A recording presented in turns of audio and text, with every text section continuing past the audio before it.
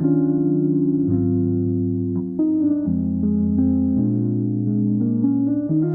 morning. Hey, just getting ready to go to have another swim. Where did I put my swimming gear? Where is it? I always misplace it. So I have an issue which is fundamental.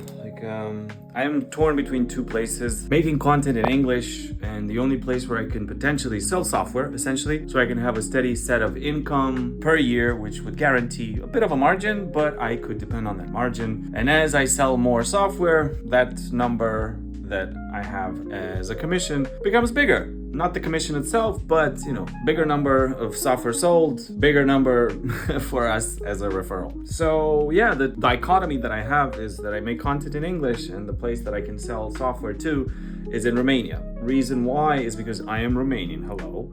And this place still doesn't have too much activity, or Zendesk doesn't sell a lot into this place because they don't have too many resources. That's where I fit in. It's somehow a good pawn for them, which is a different thing. I can sell other software, and I am going to be looking into that. I just want to focus on selling the best because it is a good product and I can't deny that. But the hawkish type of approach to sales that this company has, is tiring, to say the least. So I don't make content in Romanian, although I should, right? Because I would want to sell in the Romanian markets, but I don't do that. And that's because I don't trust the Romanian audience so much. A lot of the good people have already left somewhere in the West because it's easy to travel with the European Union and stuff. So people have gone to France, Italy, Spain, Germany, UK when they were still in the EU. So they've moved, and we don't have the best people left, or at least I think so. I'm still living here for a while, like half of the time I live here anyway. I still organize webinars in Romanian, but I'm not fully engaging in this. So I find myself at the crossroad of being stuck between two worlds, and I don't know if I wouldn't want to quit doing content in English because I enjoy it so much more. I just feel like the Romanian audience is so judgmental. The vast majority anyway. Like, you can obviously find a small bubble of people that can support you, which would probably be enough. And it's obviously a generalization because you can find bad apples everywhere, and those apples don't necessarily mean all the apples are spoiled, because most people are nice, and Romania is no exception. These are just some thoughts. I don't know. I'm gonna go swimming now. Let's get dressed. Bye. By the way, the Australian customer signed. Yay! A breath of fresh air. There's some money that came in from two invoices from two clients, one from the US and one from Germany. But this is, I don't know if anybody can relate as a service business owner. When money comes in, it's life somehow starts to make sense, more sense. So just reflecting back on what I said earlier about the Romanian audience and me fearing them being judgmental and stuff. Maybe I'm just being a dick, so that's it. Just have to acknowledge my shortcomings. Hey there, little buddy.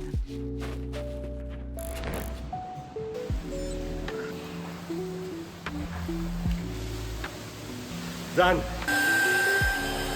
I'm a man of my word. I had an automation in my banking app that paid my salary, which is 2,500 euros a month, which is, I don't know, roughly 2,600 USD. This is my base salary, and since there's not a lot of cash flow in the company, I want to have enough money to pay the team, because what am I without my team? I'd just be a consultant with, doing his own thing and being a lone wolf. I've tried that. I don't want to keep doing that, even though it pays much better. It's a lot lonelier and a lot less motivating. So make no mistake, you don't have to feel bad for me. Whenever there's cash flow in the company, I pay myself back this money that I am withholding right now, so no worries. I also have dividends when things are going well. Not now. As I said in a previous vlog, there's a seasonality to this work, and now is the low season. I'm no stranger to this behavior. I've done it last year, I've done it 2 years before. The only difference this year is that I have full-time employees. Before, I used to be either a lone wolf, and it didn't matter because I knew this was coming. And then I started working with other consultants, so if there was no money, there was no work, so they didn't have to get paid. And now there's full-time employees, which they expect to have a monthly salary, And yeah, I'd like for them to have this opportunity because they depend on me, and I'm very grateful for having them, and I'm very lucky to have them. So yeah, that's it. Getting some nice flowers for the missus. What just... All right, got it. I hope she likes it. And today, after I've dropped by at home and leave this bouquet, I'm going to go to the office. And then afterwards, we're gonna have some Valentine's dinner. Baby. I'm going to film the street and not my face anymore. So maybe you guys don't get as tired of my face. Today I worked on I launched a webinar on LinkedIn, and I'm due to invite people to it. I've created a welcome sequence for the event. It has to welcome people, give them the link to the webinar. I created a landing page for the event, and the event is going to be about how to make your customer service team efficient, which is a Zendesk Copilot, as it's called, which is an assistant which uses AI and gives you suggestions of how to answer requests. You have to approve them as an agent. I have a video about Zendesk Copilot, by the way, and you can find it in the description of this video. The webinar is going to be in Romanian, and it's dedicated to the Romanian audience because, yeah, I have to start some activity, some marketing activity in the area if I'm to sell more software. So let's see how that goes. It'd be so much easier if I had somebody on sales and marketing to help me with this. Oh well, until we find funds for that. And by the way, there's another potential partnership which I'm thinking about. There's this guy from France this time, which I really admire. He's great. And let's see, I'm going to see if he's interested in a partnership, again, to raise some money to hire a salesman, you know, for some marketing activity as well. Potentially with an agency that does all this stuff that I'm stuck with doing, which is, you know, it's fine, but I'm so bad with SEO and with my posting schedule on LinkedIn, for example. I'm the worst. The only thing that I do constantly, well, there's two things actually. There's the YouTube channel, which I religiously post at least 2 times a week. And then there's the newsletter, the weekly newsletter, which goes out again every week. Everything else is a struggle for me. And the reason for that is because I do so many other things. As a business owner, anybody who watches this and they're a business owner, you might know that you know, you wear 7 different hats. Today you might be the salesperson, you might be the consultant, you might be the marketing guy, and you might not be the CEO at all because you're so busy with doing all these things.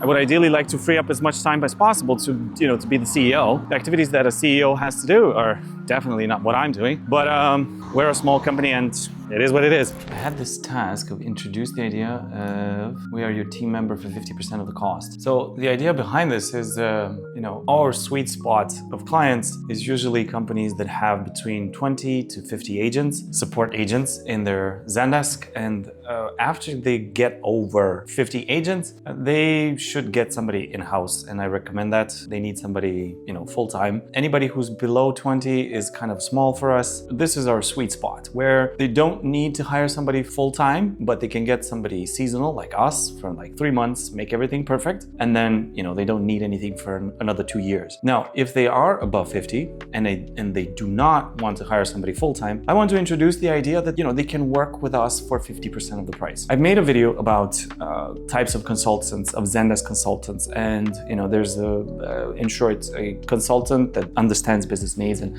sets up Zendesk, you know, whatever is available in the UI and gets creative with that. And then there's a developer, somebody who connects, for example, the back end of Zendesk to another platform. Then there's somebody who does a guide customization. Then there's a content manager. It can get very, very complicated very fast, depending on your needs. And usually the bigger you are, the more types of consultants you need. So whenever you feel like you need to hire this one person to be within your team, it's hard for them to be all of these 4 types of consultants. So that's why you can get access to our pool of talent, which is extended team of over 20 people. Obviously, not everybody works directly full-time. Everybody can be hired based on, you know, skill and based on the needs and based on time zone, etc. So the bottom line is it's much cheaper to get somebody like us because you get access to all the talent, and we don't need to be there full-time. We don't need as much time as somebody full-time needs because we can do everything fast because we have experience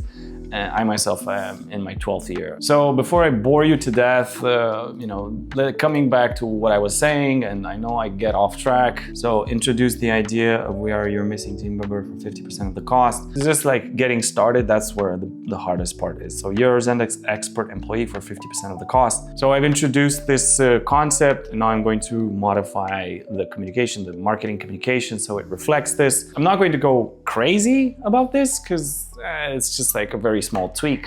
Obviously, the biggest impact is to bring more people to the website. That gets, instead of micromanaging every small thing on your website, rather just get more people to the website, and it converts that way. And more business can come this way. Okay, so mark this bad boy as done. I still have to do a bunch of other stuff, but that's not important. So I have another one which I'm making good progress on. Fixed emails for 5th grade reading level. I don't know if I'm gonna do this. I'll talk about it another time. Create a sequence for CX and admin and customer service professional. One of my guys actually worked on this on MailChimp, and he made this tree of decision to split the messaging. My idea is to create a sequence for each persona, and we have 3. We have business owner, we have customer experience and customer service manager, and then we have somebody who wants to be good at Zendesk, like as an admin, just an admin inside, working as an administrator in a company. Each one of these people has a different challenge, and they have different needs and wants, and the sequence that we communicate with them has to reflect those needs and wants. So I only had one, which was for business owner, because this is the people who usually get most value from us. But recently we started working with a bunch of CX managers and customer service managers. So here we go, creating the sequence to adapt to make sure that we speak their language a little bit better.